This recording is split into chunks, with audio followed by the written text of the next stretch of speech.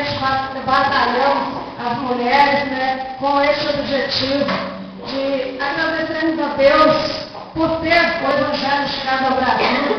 Nós batalhamos, fomos abençoados com o prefeito, nos abençoou, nos deu a bandeira do Brasil, a bandeira do Estado e a bandeira da cidade.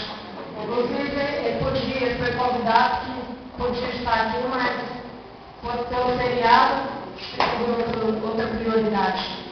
Aí nós louvamos a Deus, agradecemos as mulheres por terem trabalhado junto, agradeço a irmã Cleusa, né, trabalhando junto, então, a irmã Vilmar, que fez a preparação para colocar as bandeiras machos. Em tudo nós temos que agradecer em primeiro lugar a Deus e aos irmãos que trabalham, né, que investem mesmo no reino de Deus. Glória a Deus. Vou passar a palavra para o pastor. Aplaudo mais forte.